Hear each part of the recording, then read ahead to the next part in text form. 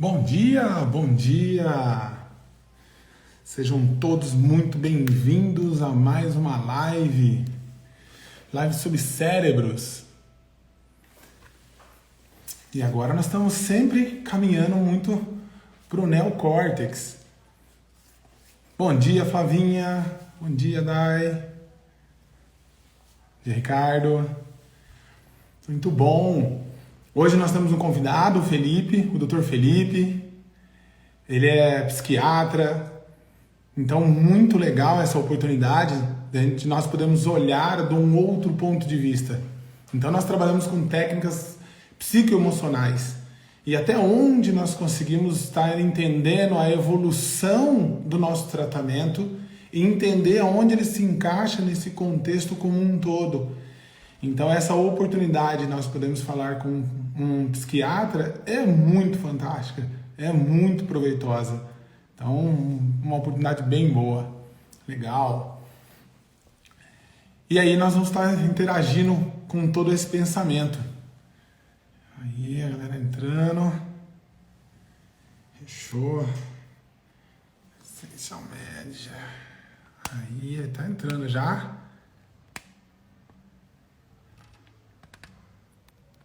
O Insta tá mais tranquilo nesse domingo, hein? Tá avisando o pessoal gradativamente. O Felipe já entrou aqui, eu vou estar chamando ele.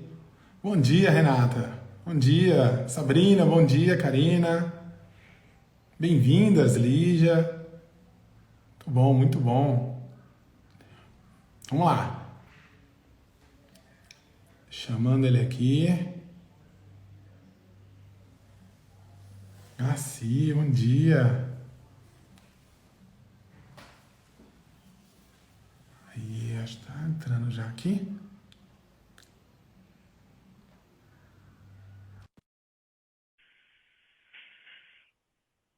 Simone, Aurine, Vivi, bem-vindos. Bom dia! Fala, Marcelo. E aí, tudo bem? Bom dia. Tudo bem, graças a Deus. Dia ensolarado aqui, né? Esse inverno do sul tá quente, 30 e poucos graus. Ninguém imagina, né, Marcelo? E calorzaço, né, cara? Super Muito calor. Eu que sou do Nordeste, vim fugido do calor, nunca pensei que fosse encontrar isso aqui no Sul. Mas é bem isso. Eu tô com o pessoal mexendo lá na clínica, e aí ele também é da Bahia, né? Ele falou, não, mas eu pensei que aqui fosse mais frio. Eu falei, não, aqui não. Porto Alegre tá fazendo frio, né? Tá frio, bem gelado. Ah, legal, que bom. O Sul também tem suas dificuldades de temperatura, né, Marcelo? É verdade, viu? Felipe, primeiramente, muito obrigado por aceitar esse convite. Para nós aí é uma oportunidade. Até antes de você entrar, eu estava comentando com o pessoal que já tinha entrado, a oportunidade de nós trabalharmos com técnicas emocionais, né? E isso falando dentro da fisioterapia, que já é algo diferente, né? Digamos, nesse conceito, e entender onde é que nosso trabalho entra dentro de um conjunto como um todo, né? E essa oportunidade de estar conversando com um psiquiatra, e aí eu quero que você se apresente, entender esse encaixe tudo em prol do bem-estar desse paciente, entender aonde está a evolução desse problema dele, aonde que tudo isso encaixa. Então, assim, uma muito e ótima oportunidade para nós aí. Podemos abrir o nosso pensamento e entender como é que nós podemos interagir e direcionar nosso paciente. Então, muito obrigado desde já. Ô Marcelo, eu que agradeço, cara. Para mim é uma grande oportunidade, porque eu acho que vai ser um bate-papo para a gente poder quebrar alguns paradigmas de dualidades que existem, né? Entre mente, corpo, biológico, psicológico. Então eu acho que a gente conversar sobre um fisioterapeuta que trabalha com técnicas integrativas junto com um médico, psiquiatra, acho que pode ser um bate-papo legal, né? E fora que assim, a gente já tem um outro caminhar junto, né? Somos vizinhos de clínica, às vezes vizinhos de raia na natação, então eu acho que vai ser um bate-papo bacana, a gente vai conseguir contribuir um pouco. Bom, tu falou para eu me apresentar, né? Então, eu sou médico psiquiatra da infância e adolescência especificamente, né? Que é uma especialidade assim que poucas pessoas conhecem dentro da psiquiatria, né? E eu hoje moro em Maringá, já faz 6 anos que eu estou aqui em Maringá, mas a minha formação foi... primeiro eu fiz faculdade de medicina na Universidade Federal do Maranhão e depois eu fui para a USP de Ribeirão Preto, onde eu fiz minha residência de psiquiatria, que são 3 anos, depois mais 1 ano de psiquiatria infanto-juvenil, e fiz o meu doutorado em saúde mental, trabalhando especificamente sobre a inter-relação gene-ambiente em transtornos mentais, né? Então, essa dualidade entre biologia e psicologia e psique humana, né? É algo que, para mim, eu já tento explorar desde a época do meu doutorado, né? Muito bom. Pô, fantástico. São Luís, muitas vezes... E esse detalhe que você falou até um pouquinho antes é muito curioso, né? E quando eu entrei em contato, eu não sabia que você estava na frente da clínica. Eu acho um cuidado de Deus imenso, né? E a gente nadava na mesma raia. São Luís do Maranhão, muitas vezes a gente teve a oportunidade de dar aula lá, né? Descia com voo Imperatriz, depois levantava e descia em São Luís. E aí também longe. Mas que legal, que caminho gostoso. E parabéns, né? Porque a mente realmente é extremamente complexa e especializar ainda numa área infantil, que até estava pegando um pouco aqui dessa história toda, esse desenvolvimento dessas fases da infância, o que para nós tem muita ligação, né? Nós atendemos muitas crianças e aí eu falo assim, e aí? Muitas vezes o problema está com os pais, né? Então, esse entendimento todo é muito legal, muito legal. Então, assim, muito bom ouvir isso tudo de você. E atualmente você está dando aula no Cesumar, como é que é o teu dia a dia?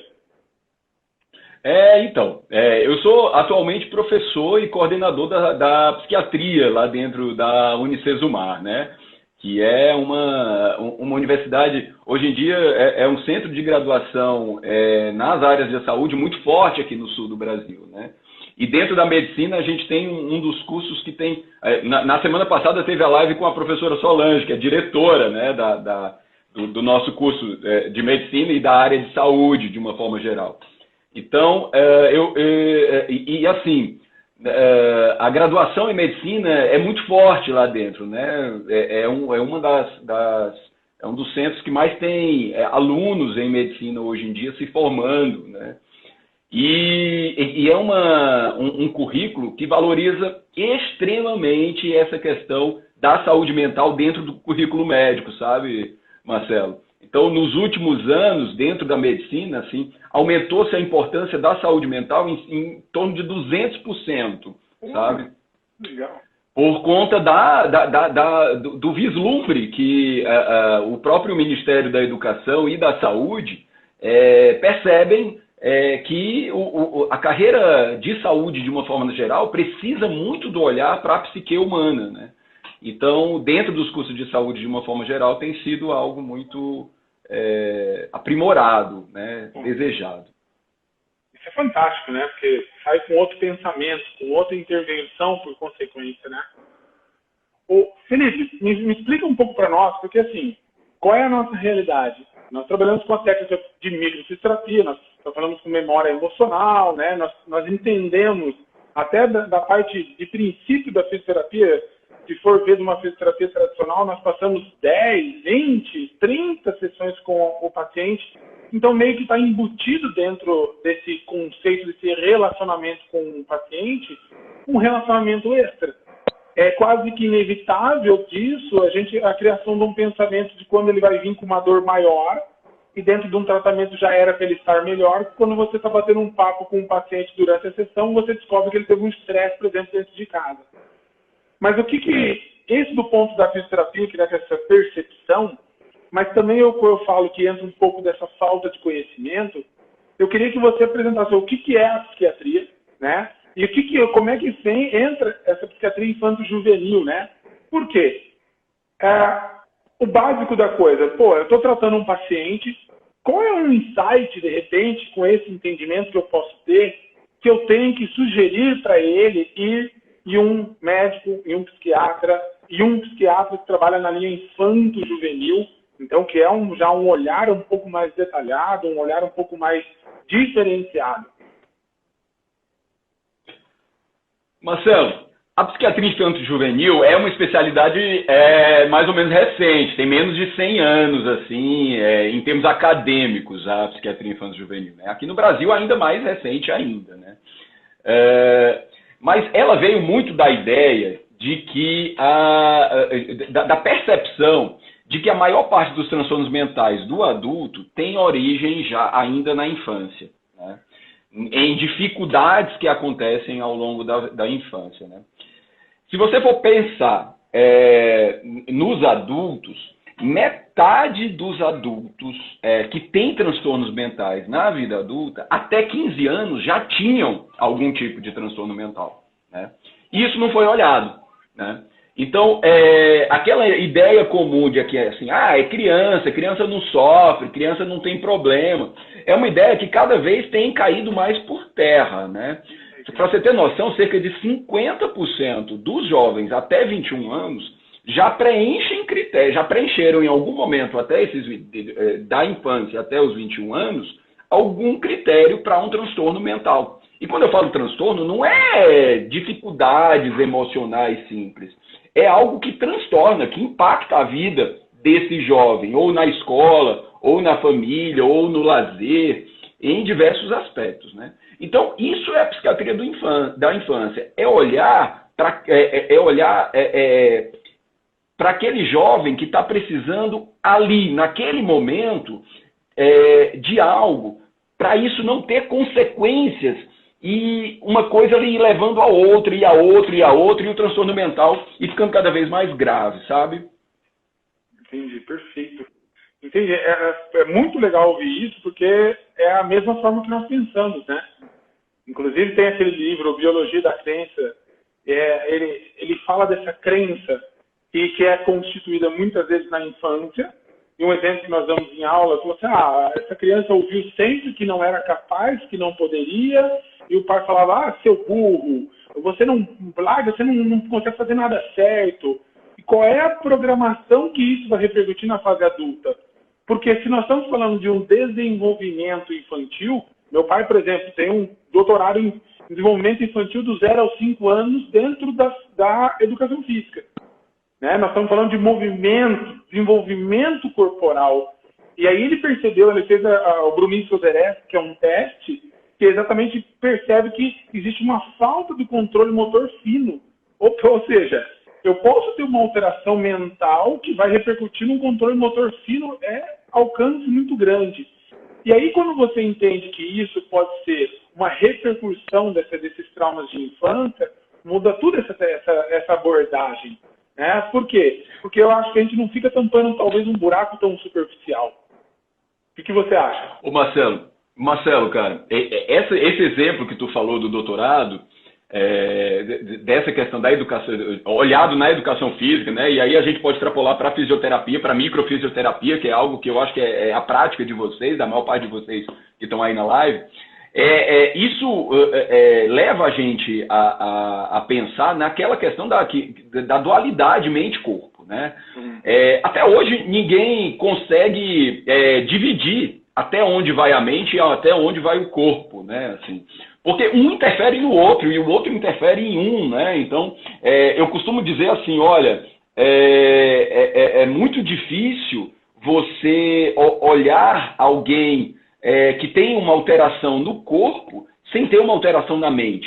Né? Às vezes a alteração na mente, e quando eu falo mente, eu estou falando de algo emocional, pensamentos, então sentimentos, pensamentos, isso tudo eu estou colocando na mente. Né? Pensamentos e sentimentos levam a alteração de corpo. Né? E alteração de corpo levam a alterações de pensamentos e sentimentos também. né? Então, é difícil você dizer, quando você encontra uma alteração no corpo, onde que começou. Se foi na mente ou foi no corpo. E aí você coloca assim, em termos de causalidade, foi no biológico, foi no psicológico, foi no ambiental, foi o pai dizendo, você não consegue, né? Então, de onde começa, né? Então, por conta disso, assim, a gente, como médico e como fisioterapeuta, a gente precisa incluir pessoas que saibam mais que a gente em determinadas áreas. A gente não pode ter uma ciência que seja restrita em si, né? Assim, de dizer, eu sei tudo, então eu vou tomar conta de tudo, porque, eu sou o detentor do saber. Né? Não, a gente tem muita coisa que não sabe, né, Marcelo? Perfeito. Pessoal, eu só desativei os comentários para eu poder ver melhor, mas eu vou estar ativando de vez em quando. Mas se vocês tiverem perguntas, fiquem à vontade, manda aqui, tem um ponto de interrogação, clica ali, digita que a gente vai abrindo. Mas, Felipe, perfeita a sua colocação. Até para trazer essa mente, esse entendimento, nós podemos falar que a fisioterapia, ela nasceu no pós-guerra, então nós estamos falando de uma coisa muito biomecânica. A gente sai da faculdade, apesar de ter no primeiro ano a psicologia, a gente sai com esse entendimento biomecânico. Então, com a evolução dela no Brasil e no mundo, obviamente, e aí eu sou muito grato ao Afonso, que trouxe esse insight, essas técnicas para o Brasil, esse pensamento, a gente sai de um fator biomecânico que antigamente a gente estava tratando de maneira repetitiva, né? Então, olhar perante uma dor física, que a gente fala assim, não, vai repetindo, vai repetindo, vai repetindo, vai repetindo, e hoje nós temos artigos como uma capsulite adesiva ou até uma própria hernia de disco, se você não fizer nada, o corpo se cura. Então, quando a gente abre para esse olhar, o que você falou foi fundamental. É esse entendimento que nós temos um fator biomecânico, que a gente fala lá, é esse bem-estar integrativo, o fator psicológico, psicoemocional, que é o que nós estamos aprendendo, construindo nessa série de lives aí, que nós estamos falando de vários cérebros, mas também podemos falar no fator bioquímico, né? E aí que cabe, eu acho que a nossa responsabilidade sobre o paciente é essa. E é isso que eu queria ver se você falasse para nós, porque qual que é a hora que eu vou indicar para um psiquiatra, que tipo de comportamento esse paciente pode ter, que é interessante já eu ter um insight, um salto, que eu posso trabalhar dentro de uma técnica emocional com ele, mas eu acho interessante ele fazer a consulta com o Felipe. Por quê? Porque tem algo a mais aí. Porque a gente tem essa particularidade de passar muito tempo com o paciente. Hoje em dia, o fisioterapeuta, de maneira legal, de maneira terapêutica, nós também temos esse entendimento dessa tríade. Mas e aí? O que eu posso estar olhando para ele e olhando e falando assim, esse meu paciente hoje, por exemplo, falando de criança, ela está agressiva.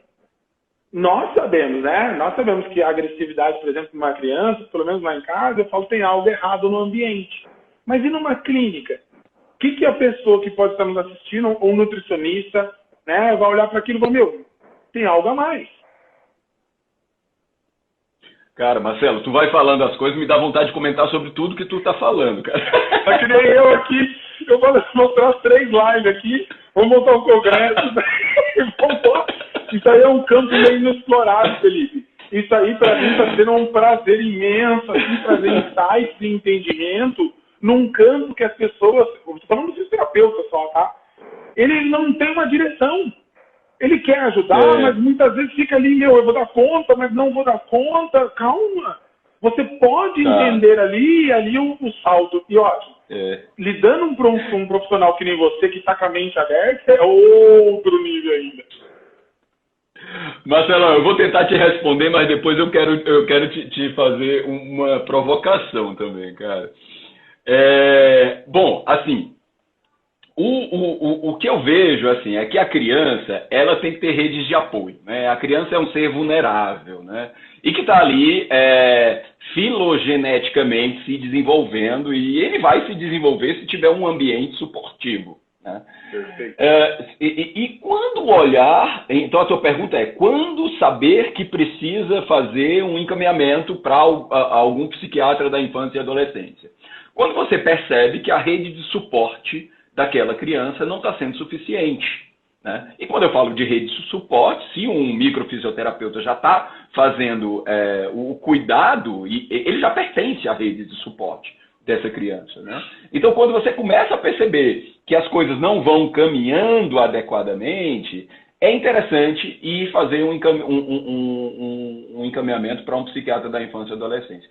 Agora, é importante também chamar a atenção de uma coisa, né? Quando você fala de psiquiatria da infância e adolescência, você não está... De psiquiatria, tá, Marcelo? Você não está dizendo que a pessoa é louca e você não está dizendo que o psiquiatra vai medicar, tá? O psiquiatra, ele vai avaliar, ponto. Avaliar quais são os fatores que estão levando aquela criança. Primeiro, se a criança está tendo um transtorno, né? Porque muitas vezes a criança não está tendo um transtorno. Muitas vezes quem está tendo transtorno são os pais, muitas vezes quem está tendo transtorno é a escola, são os ambientes, mas a criança está normal. Então, o psiquiatra da infância e adolescência, ele precisa analisar a situação. E depois de analisar, tomar as medidas cabíveis, que pode ser um encaminhamento para psicologia, um encaminhamento para uma terapia ocupacional, um encaminhamento para uma fonoaudiologia e um encaminhamento para microfisioterapia. Aí vai a minha provocação. E quando que eu encaminho para microfisioterapia? Boa. Bom, até te responder isso, eu costumo falar que nós somos um faxineiro. Para essa visão, nós falamos assim, existe uma memória desse estresse dessa pessoa. Nós, como fisioterapeutas, especialistas ou profissionais da área da microfisioterapia, nós vamos trabalhar com as memórias que estão registradas no corpo. Então, basicamente, a gente trabalha em qualquer hora. Claro, nós podemos pegar uma criança, por exemplo, a semana passada foi a semana da criança na clínica, pelo menos na minha agenda.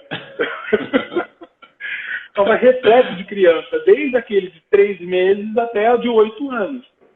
Então, muitas coisas que nós vamos procurar na memória, no tecido, na pele, falando a nível de memória celular, é que nós vamos estar fazendo o quê? Vendo se aquela agressão, seja de ambiente, seja de transgeracional, ou seja, genético, ou uma toxina, que a gente tem algumas ferramentas para isso, está agredindo ou está fazendo com que essa criança ou essa pessoa somatizou.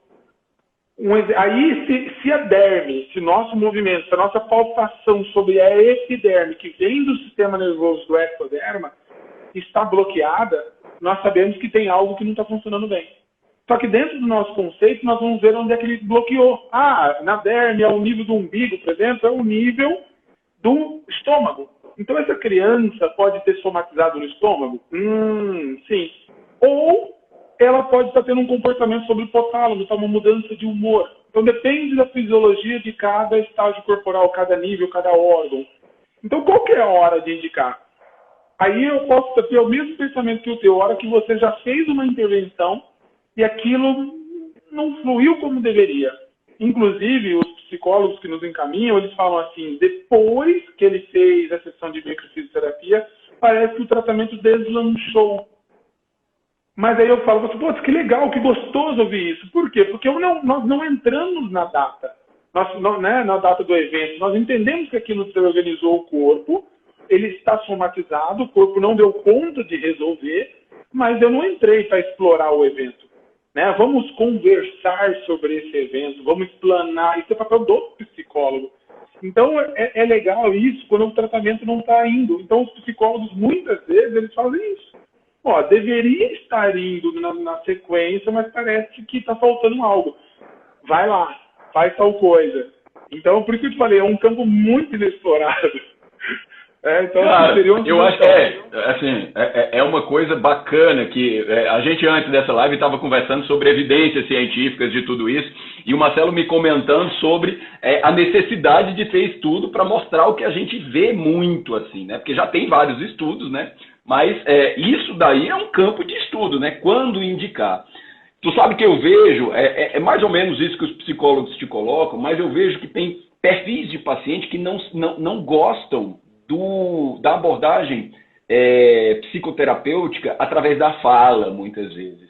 E muitas vezes o caminho da microfisioterapia é um caminho que abre caminhos, né, para poder fazer um trabalho psicoterapêutico depois, né? Então, isso acontece muito com pacientes que são muito fechados, que somatizam e um dos motivos da somatização é realmente a dificuldade de abrir, de se falar, né?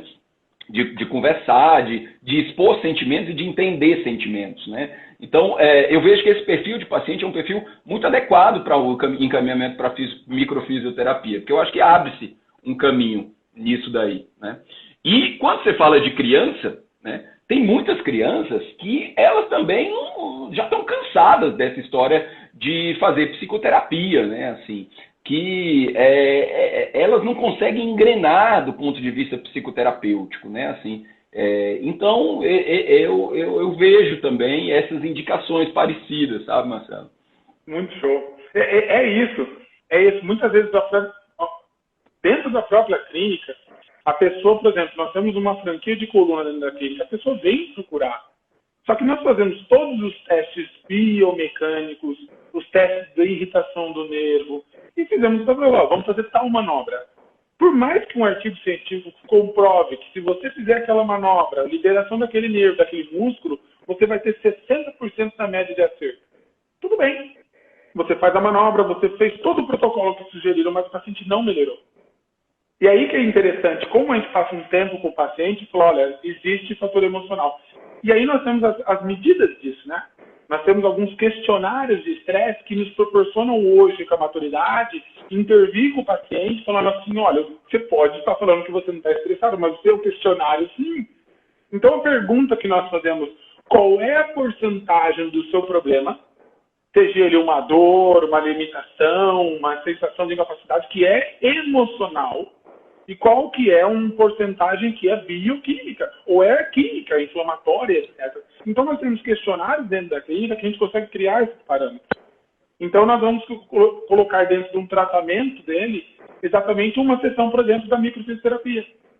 Então, depois que a gente já começou a fazer um tratamento com ele biomecânico, já era para ter deslanchado e não está indo, a gente aborda, troca a técnica, aborda, aí ele fala assim, nossa, mas você fez essa técnica e melhorou? Eu falei, legal. Esse é o insight que eu quero que o paciente tenha. Você entende que nós estamos trabalhando uma técnica somato-emocional e você melhorou? E aí a mente dele se abre. Ele entende que realmente o poder do emocional dele influencia. E aí é aquele, né? Eu vou tomar um remédio? Tudo bem, mas entende que você tem que trabalhar.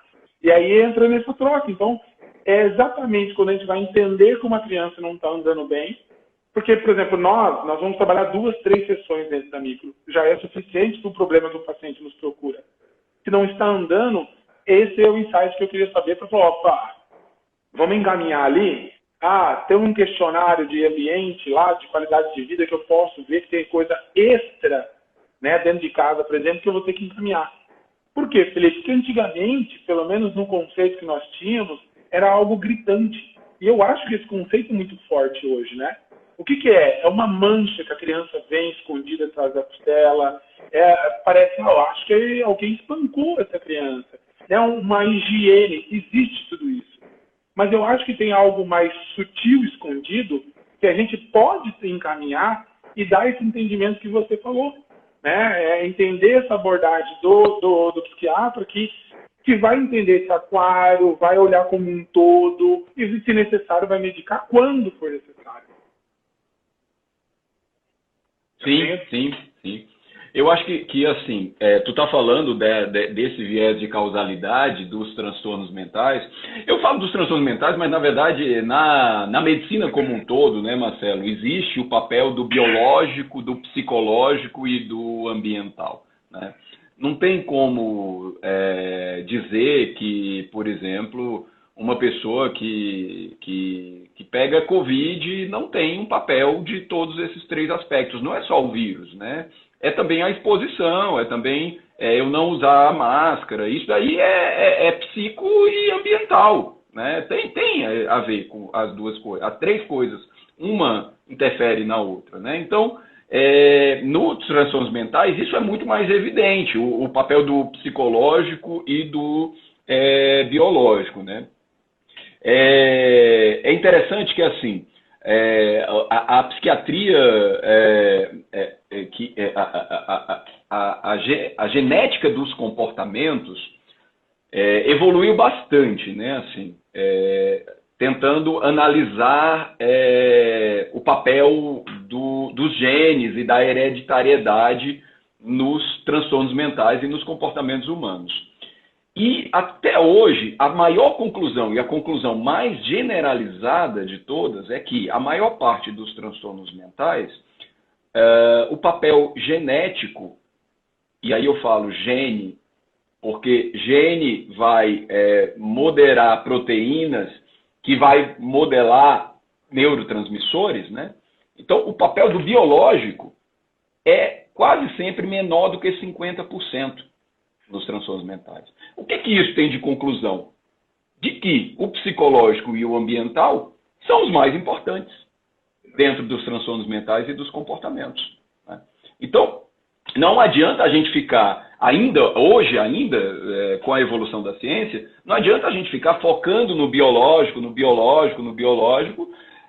porque existe muito do ambiente, existe muito do psicológico. Como a pessoa interpreta aquele ambiente também interfere, né? Que é o psicológico.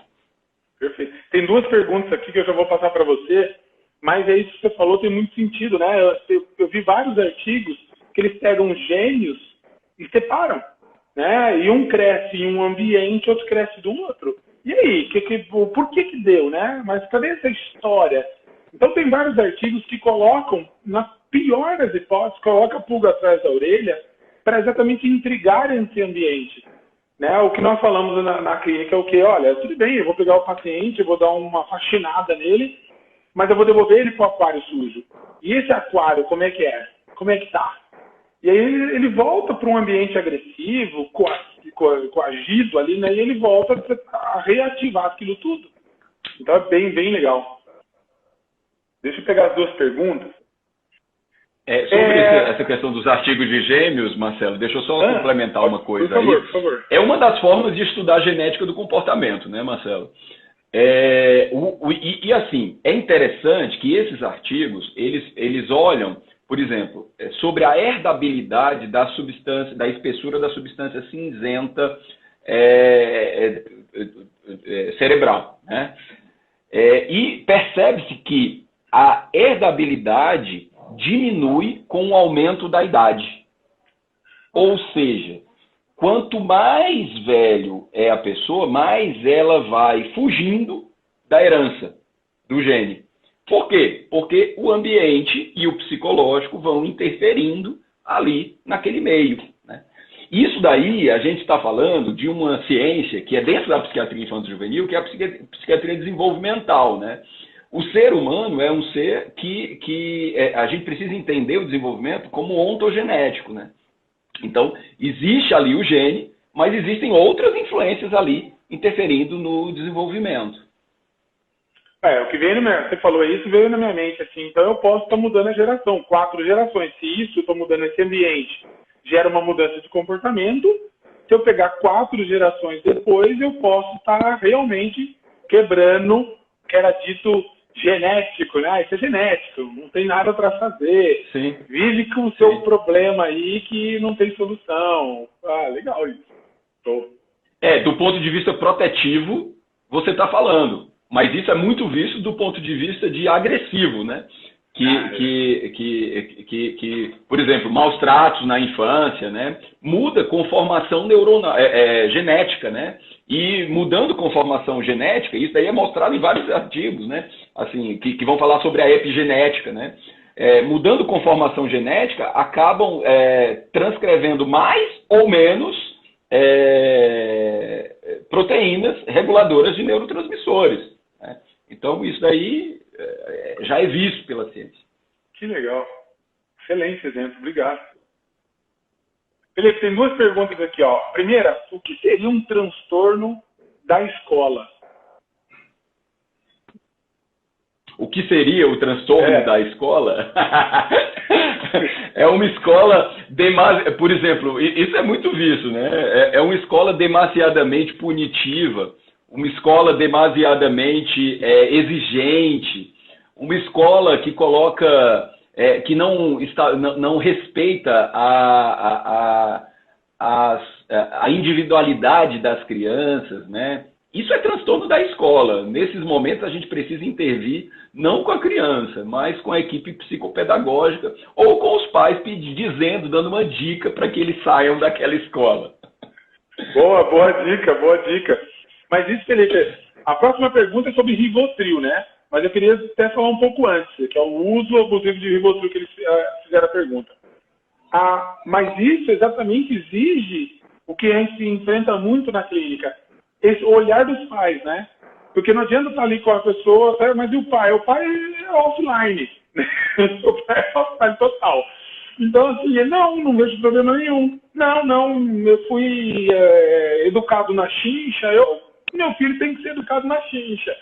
Então, assim, esse treinamento, né, o que o Samitiba fala, né, quem ama educa, dá para melhorar.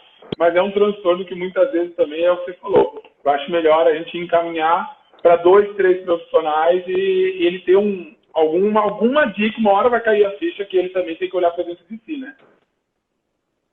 Sim.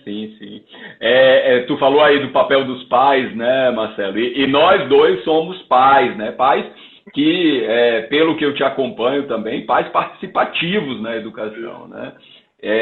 A gente fala de papel de pais, mas no papel de pais sempre é olhado para a mãe, né? E o pai, né? O pai também tem o seu papel. E muitos dos pais que vão lá comigo na clínica são aqueles que dizem, não vou, quem vai é a mãe.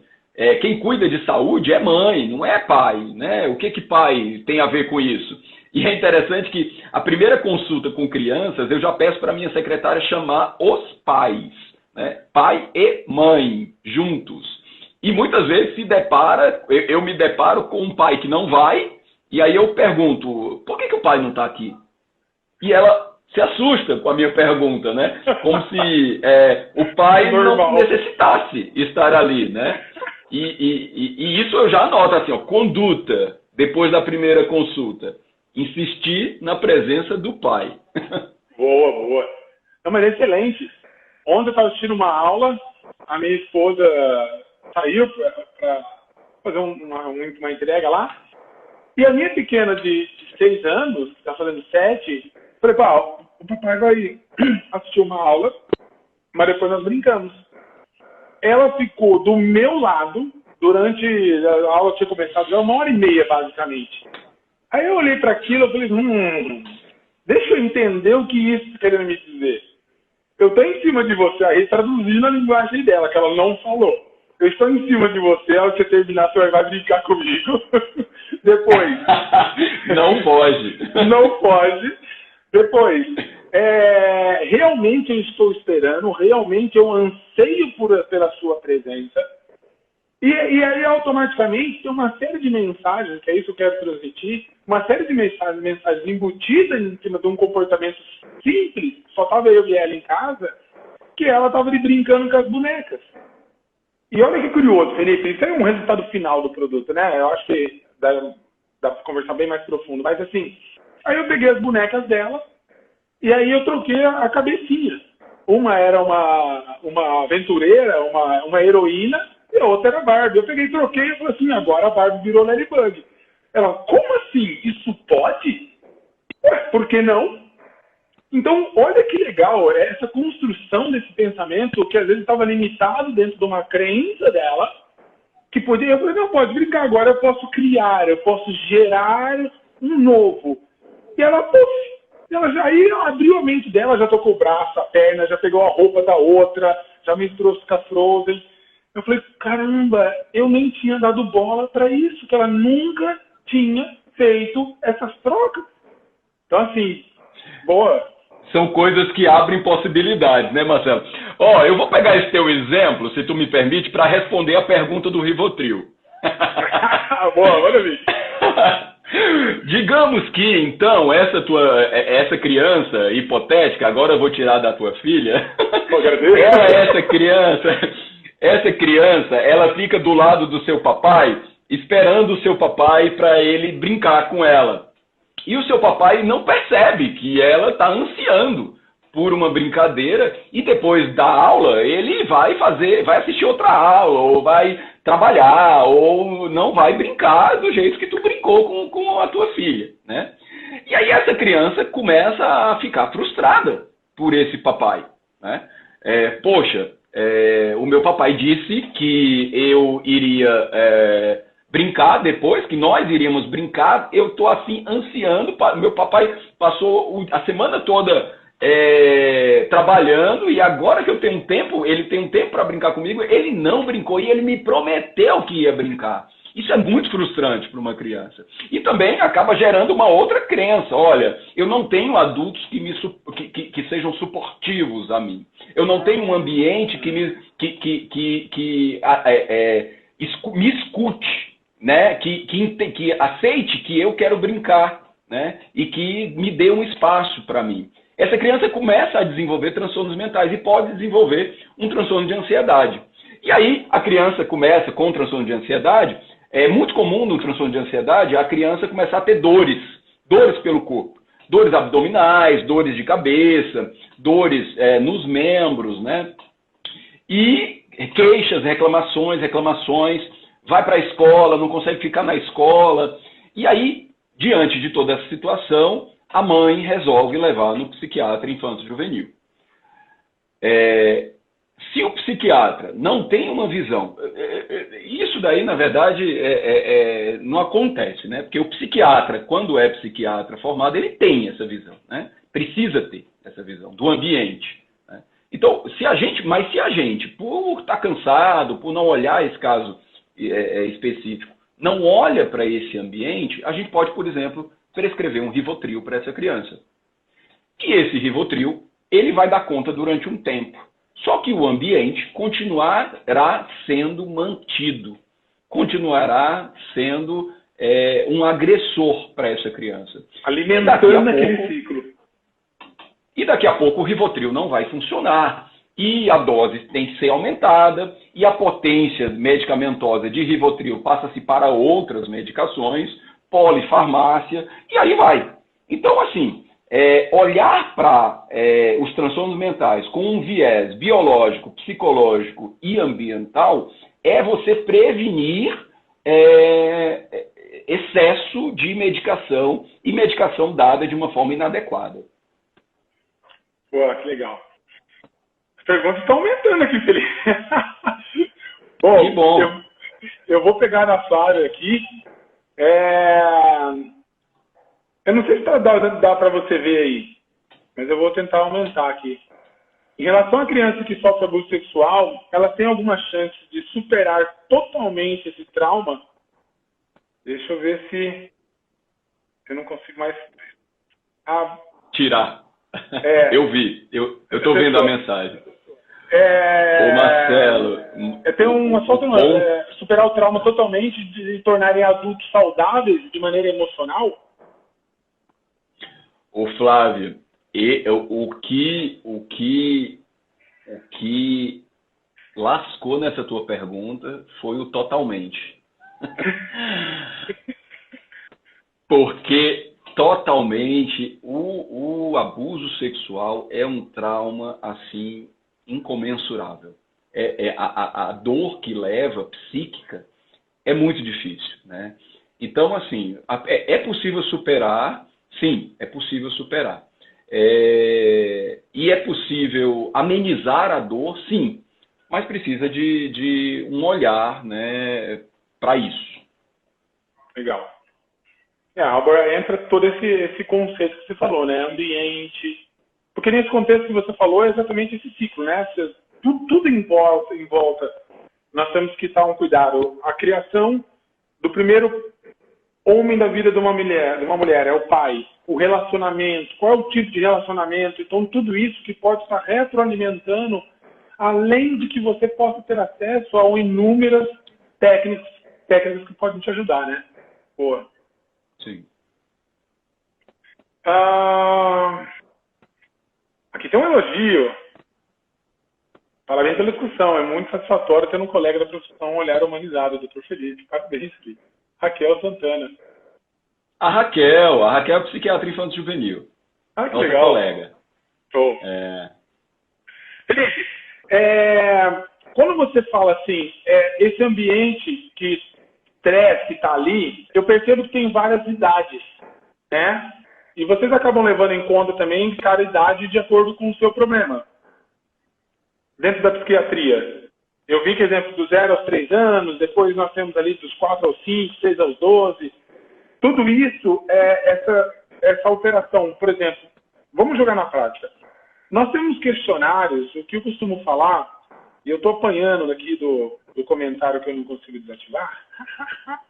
E aí, vamos lá na prática. Se nós fizermos um questionário, se a pessoa não dorme bem, se a criança ou a pessoa não dorme bem, ela não vai no banheiro, ou ela aperta os dentes, para nós, por exemplo, são características de algum problema psicoemocional.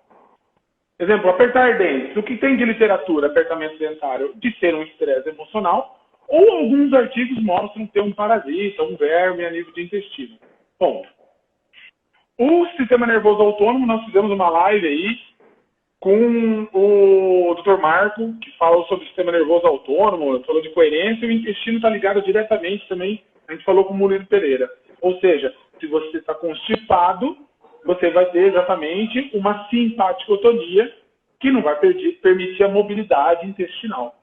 O sono, quando você acessa o sono profundo, o sono REM, você tem exatamente uma entrada nesse subconsciente. Então, como é que está essa memória?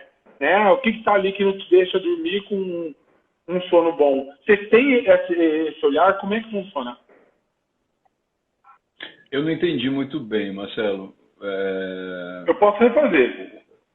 Tá, me fala mais ou menos o que é que tu assim, pensou. Nós temos alguns comportamentos, alguns parâmetros na avaliação que nós sabemos que esse é um problema emocional.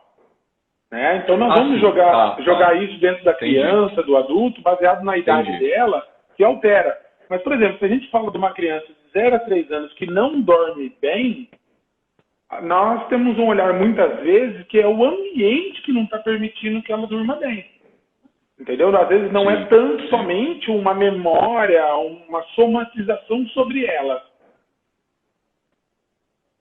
Sim, sim. Eu acho que assim, tu citou 3 exemplos muito fáceis de perceber que há alguma coisa acontecendo com essa criança em termos ambientais, e isso está levando a alterações emocionais, né? Uhum. O bruxismo, o sono e as alterações intestinais, né? Isso são 3 coisas, sem dúvida. E é fácil de perceber, né? Os pais percebem que mudou ou que não desenvolveu, né? Então, eu coloco aí também outros exemplos. A enurese, né? A enurese noturna, uma criança que já desenvolveu o controle esfincteriano e depois passa a não conseguir mais manter esse controle, né? Uma criança que passa a ter muitos pesadelos ao longo da noite. A questão do apetite, né? Ou aumento, então uma criança que começa a desenvolver uma obesidade e ele não tinha, ou que começa a desenvolver uma anorexia nervosa. Então tudo isso são alterações comportamentais fáceis de serem percebidas pelos pais e que vão levar a um olhar tipo, pode estar acontecendo alguma coisa, né? E são alterações que mudam, algumas delas, né? Mudam o corpo, né? E realmente tem uma relação com o sistema nervoso autônomo, né? Como já foi dito na live anterior. E um exemplo, a enurese, ela entra desde sempre nessa idade, né, nessa alteração, ou a partir de que idade, por exemplo, chamou a atenção? Porque é comum, por exemplo, na clínica, eles virem com 8 anos. Opa, para nós tem algo muito errado ali. Ou quando a coisa complica, que é fecal. Aí a coisa, para nós, é um pouco mais complicada. Sim, sim. A enurese primária, que é aquela criança que não desenvolveu ainda o controle esfincteriano, a partir dos 4, 5 anos já é alguma coisa para ser olhada, né? 5 anos assim já é um absurdo, assim, já precisa ser observado, né? Essa enurese. Antes disso, já tem que ser olhado, né? Assim, 4 anos, você já tem que ficar de olho com uma criança que tem enurese, né? Primária, né? E aquela criança que desenvolveu o controle esfincteriano e lá para os 7, 8 anos começa a não conseguir mais controlar, é um grande problema, precisa ser olhado o que pode estar acontecendo. Show. E você falou uma coisa sobre suporte na prevenção do adoecimento mental. Como é que funciona dentro da linha da psiquiatria? Esse suporte em prevenir. Por quê, Felipe, que eu te falo? O olhar, muitas vezes, nosso, é quando a coisa já descambou. É o que você falou, né? Não vou lá porque não sou louco. Mas peraí. Esse entendimento. O que é quando a psiquiatria ela entra com uma prevenção do adoecimento mental? O que ela pode usar como parâmetro? Como é que ela já tem como experiência? Traz um pouco de prática para nós, assim, para a gente poder traduzir também para o nosso olhar. Marcelo, por exemplo, isso que a gente está fazendo aqui é prevenção, né? Divulgando a respeito de detecção precoce de transtornos mentais. Isso é prevenir, já é uma prevenção que é tardia, né? Porque já é o desenvolvimento acontecendo. Mas você pode, por exemplo, prevenir orientando escolas e professores. A gente faz muito esse trabalho lá na clínica, né? De dar palestra para pais, para escolas, para professores, nesse sentido de ajudar esse ambiente a ser suportivo para aquela criança, né? Essa ideia da psiquiatria preventiva, né? É uma ideia que vem muito também da psiquiatria do desenvolvimento, né? A psiquiatria do desenvolvimento, ela une algumas ciências, né? A psiquiatria infantil, propriamente dita, né? A psiquiatria infanto-juvenil, a psicologia do desenvolvimento e as ciências sociais, né? Quando você fala de psiquiatria, eu estou falando do modelo médico com base analítico-dedutivo e que traz muito do conhecimento de neurotransmissão, de estruturas cerebrais, mas também da psicologia, né? Porém, assim, a gente não pode neurologizar muito a psiquiatria, né? Porque a psiquiatria não é somente cérebro, a psiquiatria não é somente neurotransmissores. E a psiquiatria desenvolvimental, ela traz a soma da psicologia do desenvolvimento e das ciências sociais, como a psicologia do desenvolvimento, trazendo modelos psicoterápicos que olham para aquela criança de uma forma mais compreensiva, trazendo modelos pedagógicos para aquela criança, para o desenvolvimento daquela criança, né? E as ciências sociais, olhando, por exemplo, o papel da família, olhando o papel da comunidade, olhando o papel das inter-relações com amigos, com a família. Isso daí, tudo isso somado, vai trazer uma matriz de identidade para aquela criança. E pode trazer um transtorno ou não, né? Então, a psiquiatria do desenvolvimento, ela traz muito mais essa noção de uma saúde mental que não tem um limite entre o adoecimento, um limite tão claro entre um adoecimento e uma saúde. É muito mais uma ideia espectral, né? Então, como um arco-íris, se você for olhar um arco-íris na natureza, você não consegue enxergar quando passa de uma cor para outra. É algo muito leve essa transição. E a saúde mental tem que ser olhada dessa forma. Eu posso hoje estar conversando contigo e estar bem, e eu de repente começo a adoecer. Então, não existe um doente mental. Existe este momento que esta pessoa está com adoecimento mental. Muito boa essa explanação. Então, mesmo porque, Felipe, eu acredito que esse adoecimento, seja físico, seja mental, ele também fortalece o corpo, a mente, para ele poder ter uma resiliência, um suporte, uma flexibilidade às novas agressões. Eu não sei se isso se dá, pelo menos na nossa área é isso. Eu quero correr, vamos lá, de uma maneira mais clara, eu quero correr mais longe, eu vou treinar mais. eu quero melhorar a minha mente, vou fazer um coach, né? Vamos lá, eu quero estar me suportando ali. Então, isso tudo, eu acho que estar doente dentro de um limite, né? Existe uma técnica que a gente vai falar em outra live, que chama homotoxicologia, né? Essa agressão nesse meio, mas ele também nos fortalece, como fosse uma vacina.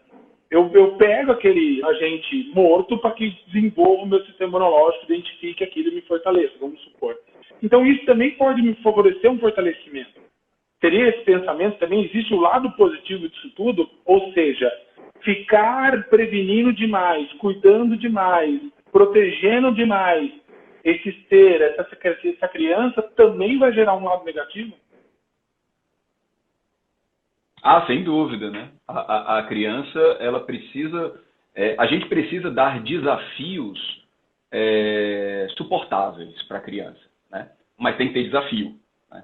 Não pode sempre estar tirando os desafios, tirando os obstáculos da vida da criança. Mas eu tenho que dar um obstáculo do tamanho que ela mereça, que ela possa, né? Você falando sobre isso, não sei muito bem se é isso que tu pensou, Marcelo, mas me veio a ideia da questão do bullying, que é uma agressão do ambiente, né? Dentro da escola, isso acontece muito, tem muitas crianças que vão até mim após o bullying acontecendo, né? Você imagina como é essa inter-relação entre o físico e o mental, né? A criança começa a passar por uma dificuldade, que pode ser, como por exemplo, um ambiente domiciliar não suportivo, como aquele exemplo que a gente deu anteriormente. E ela começa a comer muito, ou comer coisas que não são saudáveis, né?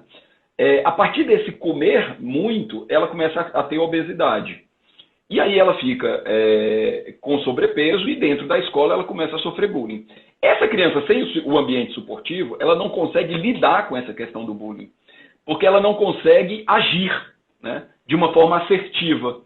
E se o ambiente que está ali não olha para essa criança que não consegue agir, e não consegue agir nessas outras crianças, essa criança vai piorar esse estado emocional. Então, são diversas os adolescentes, agora eu vou falar mais de adolescente, porque é uma consequência, né, disso tudo, que desenvolvem fobia social, e quando a gente vai olhar para trás, toda essa fobia social começou de um hábito, um apetite exacerbado e equivocado que não foi olhado.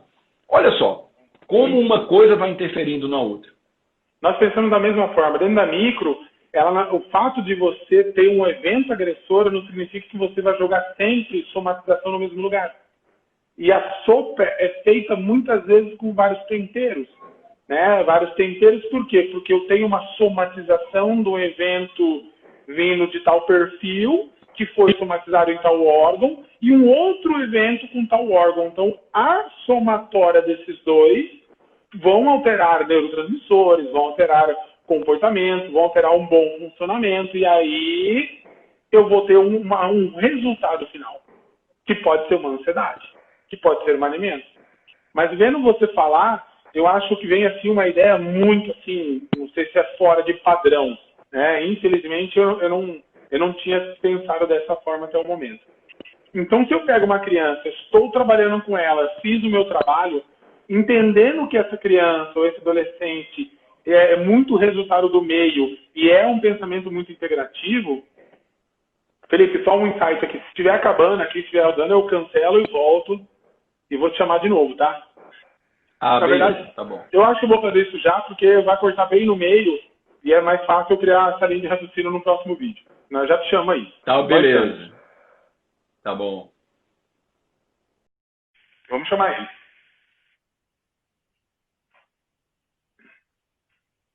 Muito bom, muito boa. Muito boa essa live. Aí, fechou. Estamos de volta. Felipe, qual que é o pensamento? Então, se eu tenho esse entendimento, estou fazendo o meu trabalho e entendo que esse paciente é resultado de tudo isso, eu posso entender que eu posso conversar com vários profissionais, e aí eu posso conversar, por exemplo, com um educador físico, que vai fazer algum jogo, alguma atividade física, que vai promover um relacionamento com outras crianças, com aceite, para poder trabalhar essa diferença dentro de um jogo, né, para trabalhar essa lateralidade cerebral da emoção da razão. Isso é uma prática. Na atividade física, né, com esse olhar. Eu vou trabalhar com um psicólogo que está ali com o dia a dia, eu vou trabalhar com um psiquiatra. Então, tudo isso, na verdade, eu vou mudando todo esse meio desse meu paciente, aonde ele vai viabilizando novas sinapses vinculadas àquele bloqueio que estava limitado. Porque é o que você falou, tudo bem, vou falar da minha área. Nós teremos de 2 a 3 sessões com o paciente. Se a coisa não anda, obviamente, eu tenho que estar entendendo a hora de entrar com outras técnicas. E aí, esse direcionamento que muitas vezes eu percebo que falta, que horas que eu posso ter o conhecimento ou contato com novos profissionais, que eu vou estar aqui indicando tal profissional. E isso é um problema, entendeu? Porque muitas vezes a mãe, ela se vê com a criança, ela se vê com uma escola que não ajuda, e aí não tem esse entendimento, e aí o que eu faço? Para onde que eu vou? Então, será que a gente poderia construir, ou já existe isso, nesse entendimento, como um meio de profissionais que vão pegar essa criança e vão criar estratégias, mantendo a personalidade dela, a identidade dela, mas viabilizando caminhos para que ela possa exatamente criar novos pensamentos, novo mindset, nova neuroplasticidade, para poder caminhos melhores e mais eficazes para o problema que ela fez, desde um abuso até um bullying. Marcelão, então, o cuidado à criança precisa ser integral, né, Marcelo? Então, você não pode cuidar do físico sem olhar para o emocional. Eu não posso ser um professor de educação física, por exemplo, e colocar a criança no meio de um monte e perceber que aquela criança está ficando fora do jogo de futebol, que não está sendo escolhido, e não olhar para essa criança e não intervir nisso daí. Isso é emocional. Então, não tem como eu isolar. Mas tem coisas assim que a gente, como profissional, a gente consegue intervir por ser humano. Né? E falar de saúde mental é também falar de ser humano, de se colocar no lugar do outro, de ter empatia, todas essas questões. Né? Mas tem coisas que a gente que ultrapassam as nossas capacidades. E aí é quando a gente chama outras pessoas para fazer um trabalho com integralidade, com multidisciplinaridade. Né? Então, olhar para... na verdade, não é multi, né? O termo é muito mais transdisciplinaridade hoje em dia. Né? Que é você conseguir respeitar o trabalho do outro, entender o trabalho do outro e também dar a sua contribuição naquele trabalho. Né? Então, a gente precisa fazer isso. Muitas vezes, eu vou te dar um exemplo de como isso acontece. Por exemplo, no TDAH, né? O TDAH, a criança com transtorno de déficit de atenção e hiperatividade, ela tem muita dificuldade em funções executivas, planejamento e execução. E ela tem muito movimento, muita vontade de se movimentar. Né? Então, o trabalho de um educador físico, por exemplo, é primordial quando ele consegue entender que ele pode fazer um treinamento de funções executivas na atividade física para aquela criança. Né? Por exemplo, colocando um circuito onde você coloca vamos lá, você precisa fixar na memória o que você precisa fazer, é isso, depois aquilo, depois aquilo. A criança conseguiu fazer, aumenta o circuito, aumenta a complexidade. E isso você trabalhando na mente da criança. Legal. E as funções executivas e, consequentemente, melhorando a expressão do transtorno de déficit de atenção e hiperatividade. Nossa, eu fico imaginando o resultado prático disso, né? Porque, às vezes, eu acho legal deixar isso registrado. A mãe que assiste, o profissional que está fazendo, ele não tem esse entendimento. Então, quando você pega uma criança e entende o problema dela, entende exatamente esse exemplo que você falou, e consegue viabilizar estratégias, nós estamos falando de uma qualidade de vida, de um padrão e de uma diminuição de somatização de novos problemas, né? É muito grande. É muito grande. Muito show. É exatamente por conta dessas particularidades de necessidade de interdisciplinaridade, Marcelo, que a gente precisa fazer um trabalho conjunto, muitas vezes. Então, assim, é difícil fazer uma psiquiatria infanto-juvenil sem ter múltiplos atores no cuidado dessa criança, né? Então, sempre eu vou pedir um relatório da escola. Eu vou pedir mais de um informante que não seja só a mãe que vem ali. Eu já dei esse exemplo da necessidade do pai, né? Mas vai precisar de um outro me dizendo como que a criança está. Porque eu não posso resumir a criança no olhar de um indivíduo. E também na parte do tratamento, a gente também vai fazer um trabalho integrado, né? Então, eu faço muito lá na clínica consultas conjuntas, onde eu junto, por exemplo, os pais, o adolescente. Quando é criança, eu geralmente deixo de fora nesse momento dessa consulta, mas vão os pais, o psicólogo e eu, por exemplo. Ou até a professora da escola, eu a convido para consulta médica, para a gente poder junto pensar em estratégias que podem ser feitas na própria escola. E muitas vezes a gente faz, por exemplo, com a psicopedagoga que está lá dentro da clínica, vai me ajudando a fazer essa intermediação do cuidado dentro da escola, por ela entender um pouco mais sobre a pedagogia. Então, com outros atores que vão nos ajudando. Então, não dá para você cuidar de uma criança se fechando em si. Muito bom. Perfeito. 2 últimas perguntas. Uma das perguntas que muitas vezes nós, de forma leiga, fazemos, mas por que entrou com medicamento? Então, assim, eu queria saber da área da psiquiatria. Olha, esse é um perfil que necessita de um medicamento. E o outro, que é muito comum, isso é mais em adulto, óbvio, o desmame, né? Não, porque o que chega na clínica, para você entender uma realidade? Eu fiz o desmame sozinho. Falei, não pode, não, mas eu também, peraí. Então, mas não é explicado nada sobre desmame para nós, né? A retirada do medicamento. Então, não sei se você pode contribuir com algumas bases de diretrizes. Olha, isso aqui é um bom senso. Ou, na pior das hipóteses, olha, não cabe, encaminha para um profissional. Então é mais ou menos quando começa e quando termina, né? Assim, como é esse processo do começar e do terminar a medicação, né? Eu só quero relembrar que medicação é uma das intervenções. Por favor, porque isso aí você vê como é um conceito forte, né? Então, por isso a pergunta, né? É um conceito tão forte e nós sabemos que não é só isso. Mas o que eu falo? Depende de onde mas a ideia da medicação é a mesma, e de quando começa e quando termina, né, Marcelo? É a mesma da ideia de quando começa o trabalho da microfisioterapia ou da psicologia e quando termina. Quando eu indico, por exemplo, algum outro ator no meio do tratamento para aquela criança, né? E vamos lá, vamos para a medicação. Quando eu começo a perceber que as redes de apoio do ponto de vista social e intervenção psicoterápica não estão sendo suficientes para intervir com um transtorno na vida de uma criança, eu preciso agir biologicamente com aquela criança. E às vezes a ação biológica vai permitir a ação dos demais atores que estavam ali tentando fazer alguma coisa e não estavam conseguindo fazer alguma coisa, né? Por exemplo, antidepressivo na depressão. A gente está agora durante o mês do combate ao suicídio, do alerta ao suicídio. Então esse é um tema muito relevante de ser falado, né?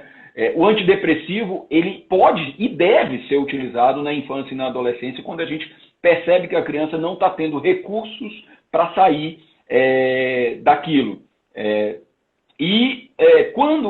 Quando a gente vai fazer o uso do antidepressivo, já é mostrado em diversos estudos que ele muda através do neurotransmissor. A ação é no neurotransmissor, mas isso muda o comportamento e a forma de enxergar o mundo. E tem vários estudos que mostram que as crianças que antes e depois do uso do antidepressivo, elas mudam a forma que elas enxergam faces negativas. Então, face de raiva de um outro, face de reprovação de um outro. Ela enxergava de um jeito e depois passa a enxergar de outro.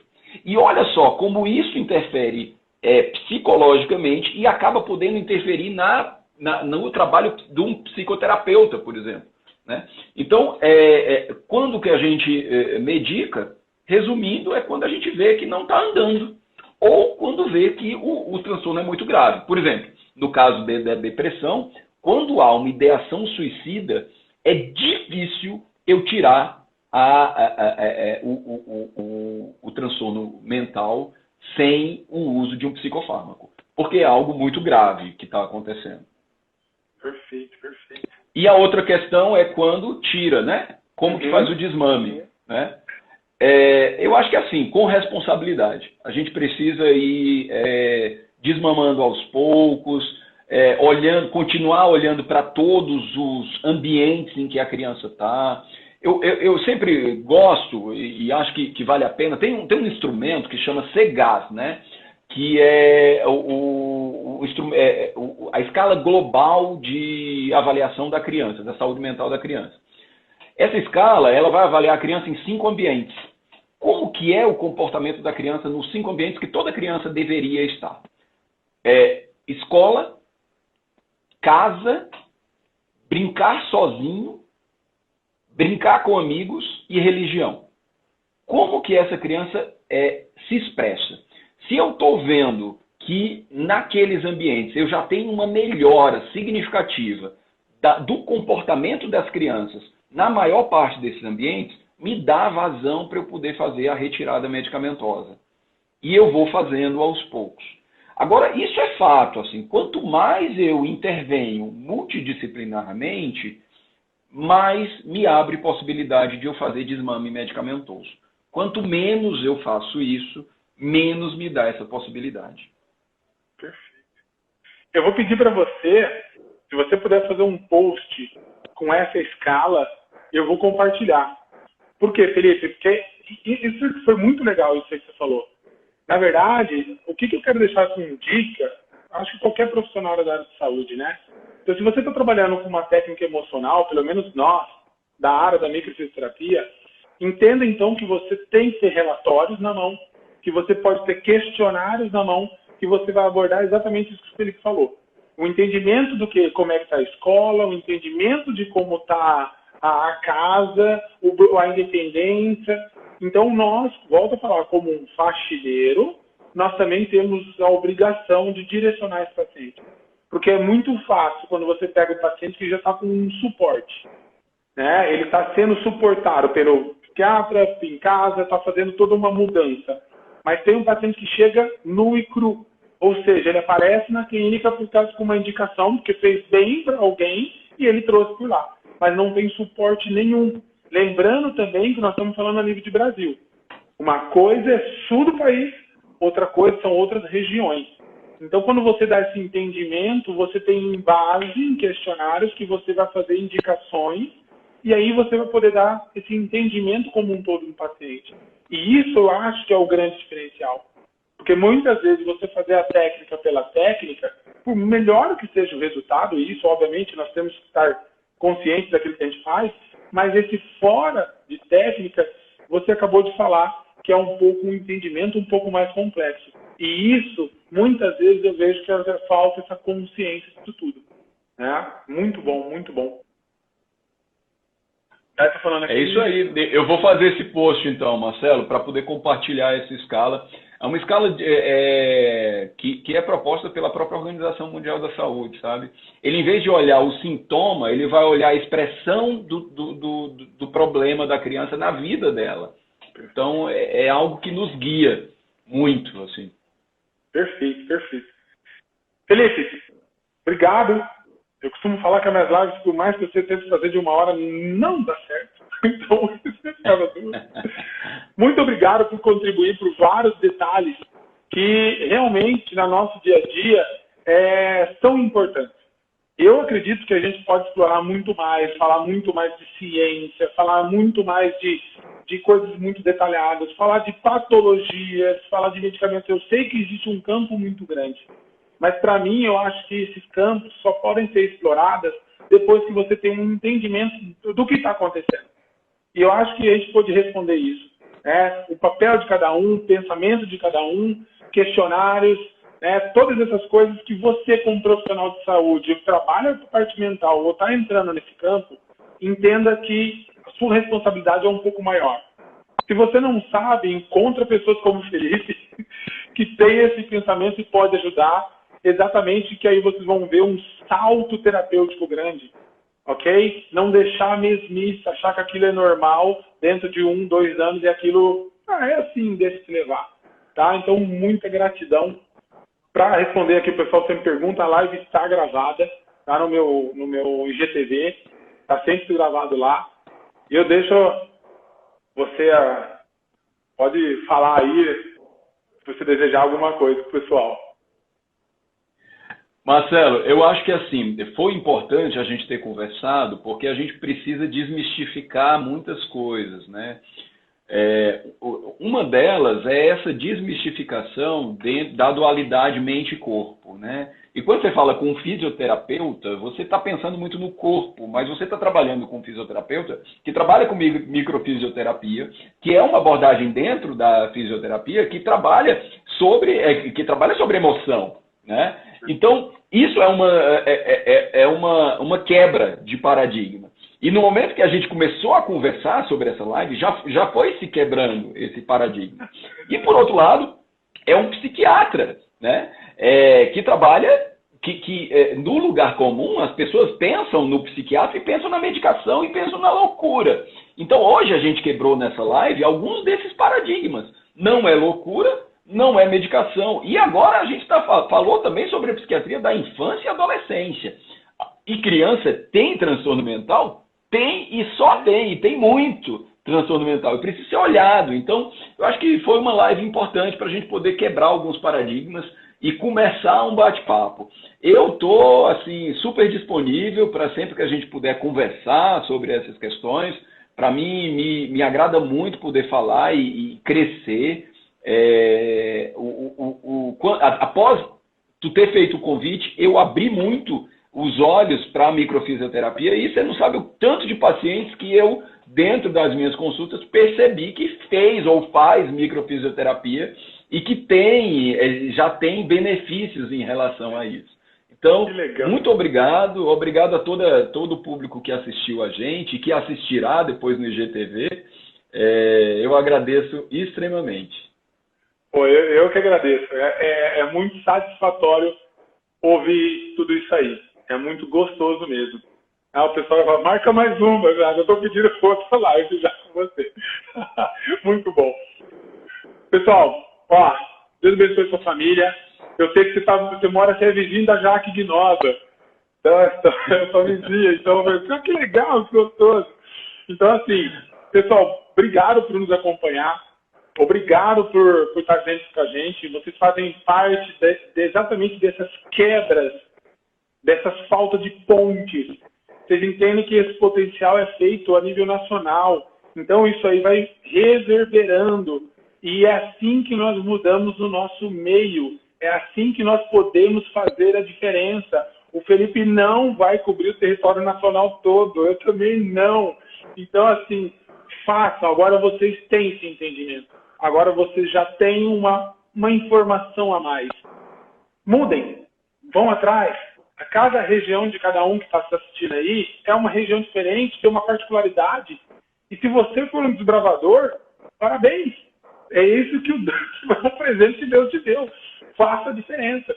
Tá? Então, muita gratidão por estar acompanhando. É isso que nos move, é isso que me dá alegria. E é isso que muitas vezes a gente até esquece que pode contribuir. Tá? Então, Felipe, obrigado. É muito gostoso e prazeroso contar com você. Ainda mais que estamos atravessando a rua só, né? Naquela nossa vidinha ali. O pessoal da clínica está assistindo. Isso aí vai reverberar, vai trazer bastante conteúdo para nós e parceria.